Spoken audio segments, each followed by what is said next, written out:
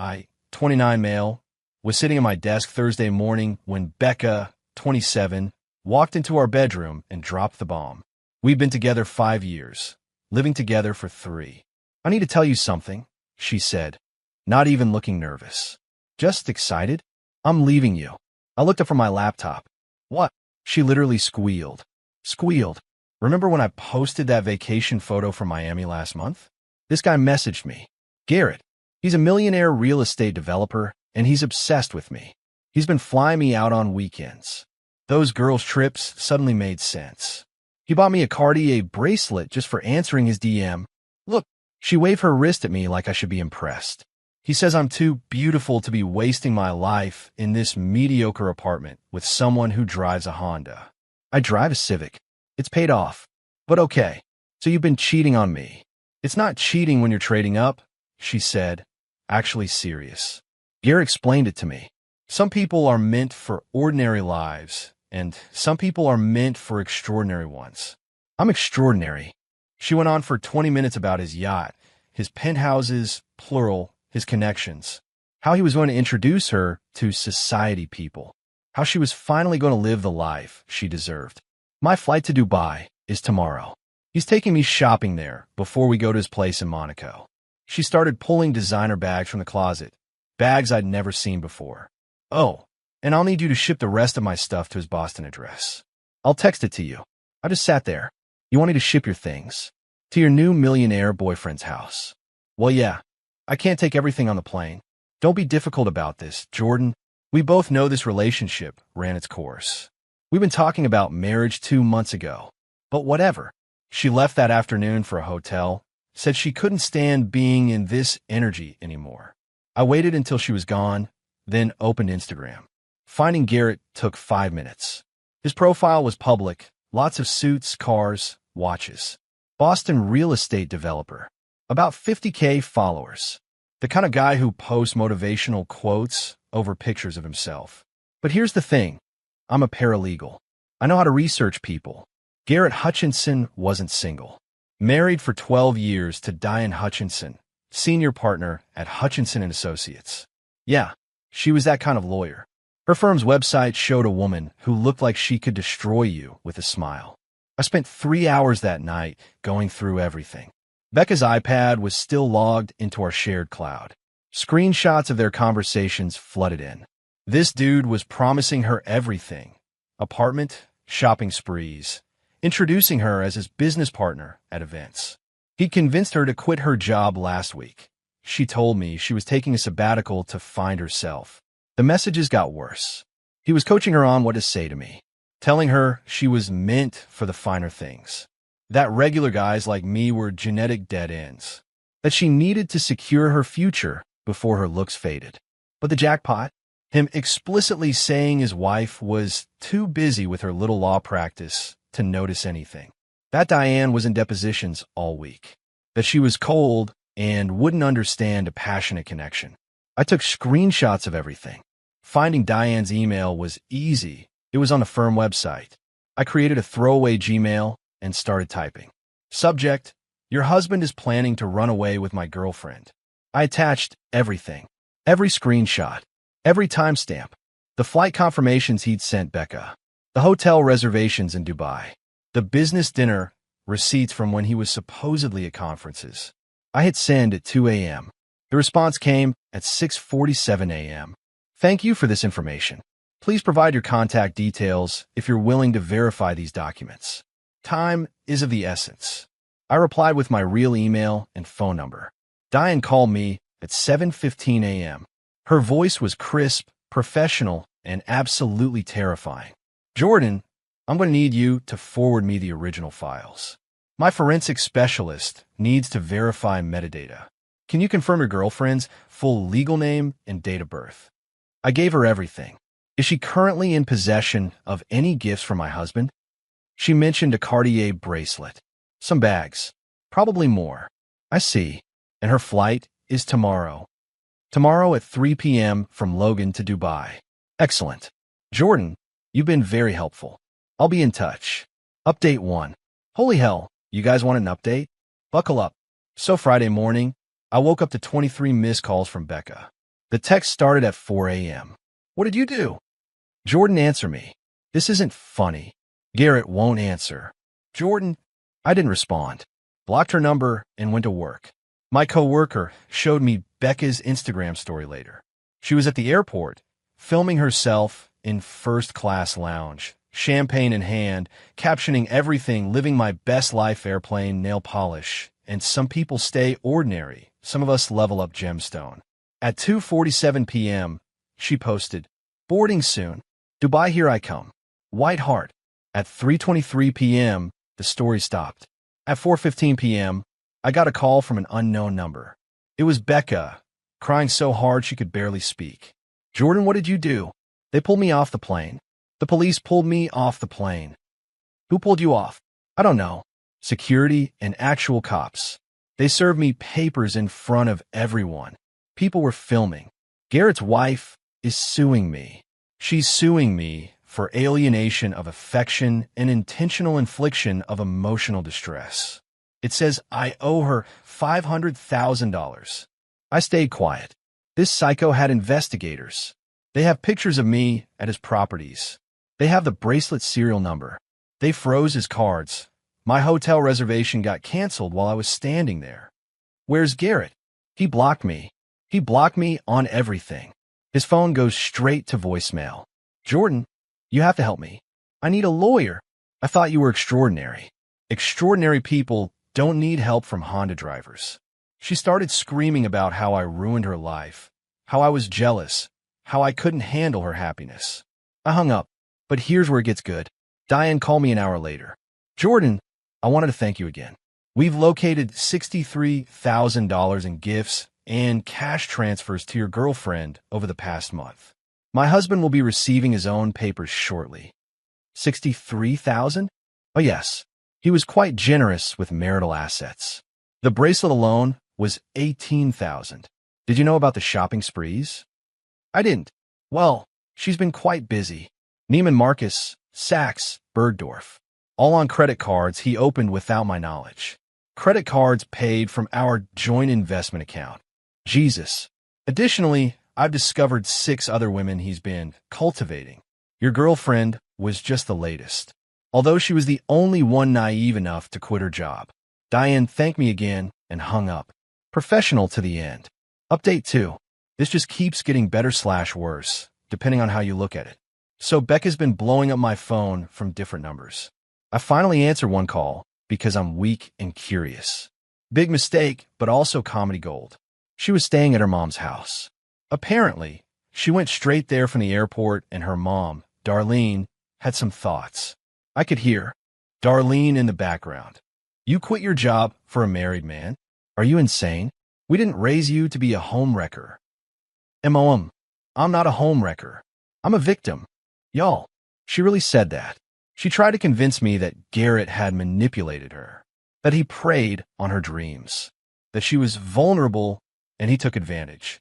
Becca, you literally told me you were extraordinary and I was ordinary. I was confused. You got in my head. You said I was a genetic dead end. I didn't mean it like that. How else could you mean that? She pivoted to asking me to testify on her behalf, to tell Diane's lawyers that she was coerced, that Garrett was the pursuer. You have screenshots of you calling him daddy and asking for a Birkin bag. Everyone does pet names. You sent him photos and lingerie he bought you while I was at work. In our apartment. Silence. Then she hit me with, if you ever loved me, you'll help me. I laughed. Actually laughed. If you ever loved me, you wouldn't have been flying to Dubai with another man. But then, this is the best part, she tried to move back into the apartment. She showed up Sunday with a U-Haul. Just showed up with her mom and her brother Cody, who looked like he wanted to be anywhere else. I'm moving back in while I figure things out, she announced. No, you're not. My name is on the lease. Was on the lease. You removed yourself last week, remember? When you were securing your future? I have the email where you confirmed with management. Her face went white.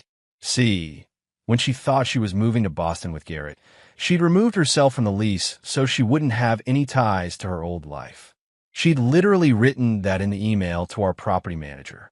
I had a copy because she'd CC'd me to handle any remaining issues. You can't just leave me homeless. You were about to leave me. The only difference is your millionaire turned out to be married. Darlene started yelling at her in the parking lot. You removed yourself from the lease for a man you met on Instagram. Cody just shook his head and got back in the truck. They left after Darlene spent 10 minutes lecturing her about personal responsibility. I heard her say, "Your father would be ashamed," at least 3 times. Update 3. Okay, so shit has officially hit the fan in ways I didn't expect. Remember those other 6 women Diane mentioned? Yeah, they found each other. There's a whole WhatsApp group now. One of them reached out to me because apparently Becca is trying to rally them to sue Garrett together, and they wanted to know if I had more screenshots. These women are savage. They're sharing everything: messages, gifts, promises he made. One woman, Rita, is a forensic accountant.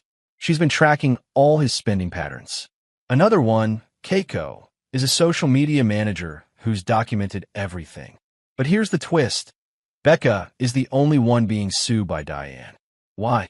Because Becca was the only one who knew he was married and continued anyway. The other women showed me their conversations with Garrett. He told each of them he was divorced, separated, or single. But Becca?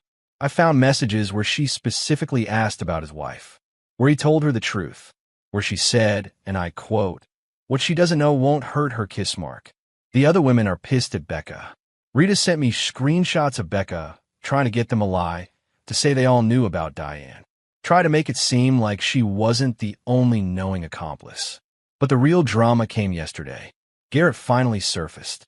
This absolute genius tried to spin it as a midlife crisis. Posted a notes app apology on Instagram about how he lost his way and was seeking therapy and working on his marriage. Diane commented, "Just 3 words, see you in court." She's divorcing him. And according to Rita, who apparently knows everyone in Boston's financial district, Diane's lawyer sister is handling it. They're going scorched earth. But here's the part that actually made me feel bad for about 2 seconds. Becca's old job won't take her back. Word got around small industry. She's been applying everywhere, but that 3-week gap where she quit to pursue other opportunities is killing her. She called me last night. Different energy this time. Quiet. Defeated, maybe? I'm messed up. Yeah. Really messed up. I owe Diane's lawyers $500,000 I don't have. My mom won't speak to me. My dad called me from Florida just to say he's disappointed. My brother told his friends, and now everyone knows. I didn't say anything. Garrett sent me $3,000.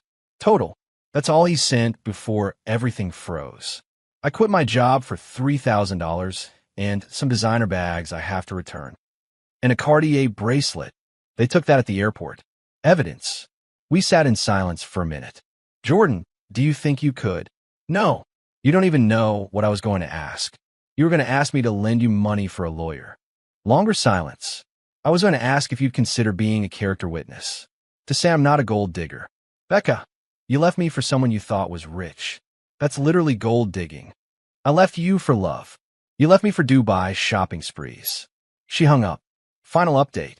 All right, this is the last update because honestly, I'm ready to move on with my life. But you deserve to know how this train wreck ended. The legal stuff moved fast. Diane wasn't playing around. Turns out when you're senior partner at your own firm and have a forensic evidence team on retainer, things happen quickly. Garrett's divorce was brutal. Diane had everything. Not just the affairs, but financial fraud. He'd been hiding assets, moving money offshore, the works. She got the house in Boston, the vacation home in Vermont, and 70% of everything else. Girl didn't just win, she annihilated him. But Becca's situation, man. She had to get a public defender because no lawyer would take her case on contingency. The evidence was that bad.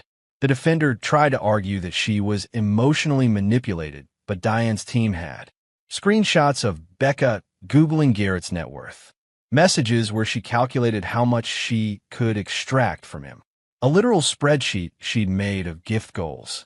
That message about what she doesn't know won't hurt her. The judge didn't throw out the alienation of affection claim. It's going to trial unless Becca settles. Here's where it gets interesting, though. Last week, I get a call from Diane. She wants to meet for coffee. I'm thinking maybe she needs more evidence or something. Nope. This woman wanted to thank me. In person. She bought my coffee and everything. Jordan, you saved me years of my life. Years of not knowing. Years of wondering why things fell off. She told me Garrett had been doing this for a decade. The therapy excuse was BS. He'd been in therapy for 6 years already. He just liked the thrill. Your girlfriend was sloppy, though, she said. The others were smart enough to play dumb about me. She thought she was special because she knew the truth. Then Diane did something I didn't expect. She slid a check across the table. What's this? A finder's fee. My forensic team would have charged me 3 times this just to discover what you gave me for free. $10,000. I tried to refuse it, but she insisted. Consider it karma's way of saying you're one of the good ones. I used part of it to move to a better apartment. 1. Without memories of Becca planning her escape to a better life. Speaking of Becca, last I heard through mutual friends, she's working at a call center because nowhere in her industry will touch her. Living with her mom, who makes her pay rent. Agreed to a payment plan with Diane's lawyers for $50,000, down from $500,000. That'll take her 10 years to pay off. Garrett never contacted her again. The other 6 women in the WhatsApp group blocked her after she tried to sell her story to a tabloid. Oh, and the best part? Garrett's now dating a 23-year-old bartender who thinks he's still rich. Diane sent me a laughing emoji about it. We're weird friends now. She sends me memes about terrible exes. As for me, I'm good. Actually good. Started dating this girl from my hiking group. Eleanor's a teacher, drives a beat-up Subaru, and thinks designer bags are stupid. When I told her this whole story, she laughed so hard she cried. Wait, she really said you were a genetic dead end? Yup. Bro, you have a full head of hair and run marathons. Meanwhile, she thought Instagram DMs were a solid life plan. Eleanor's good people. Last thing, Becca made one final attempt 2 weeks ago. Sent me this long email about how we were meant to be and how she'd grown from this experience and could we start fresh. I forwarded it to Diane with Becca's email address visible and replied to Becca with just, "No thanks. I'm extraordinary now." Blocked her email after that. That's it. That's the whole messy, ridiculous story. Garrett lost his marriage and most of his money. Becca lost her job, reputation, and financial freedom for the next decade. Diane got justice and a new start. And me? I got a better apartment, a great girlfriend, and the knowledge that sometimes the best revenge is just letting people face the consequences of their own choices. Thanks for following along, Reddit. Remember, if someone calls you ordinary while they're cheating on you, they're probably about to do something extraordinarily stupid. Edit. Since everyone's asking, yes, Diane and I still text. She sent me a photo yesterday of her at her new beach house with the caption, "Cheaters fund the best revenge beaches." She's living her best life. Edit 2. For those asking about the WhatsApp group of women, Rita, the forensic accountant, started dating one of Diane's lawyer friends. They met during the divorce proceedings. Sometimes chaos brings people together. Edit 3. And, I'm not sharing anyone's social media. Let these people rebuild their lives in whatever peace they can find. Except Garrett. He's still posting motivational quotes over selfies. Some people never learn.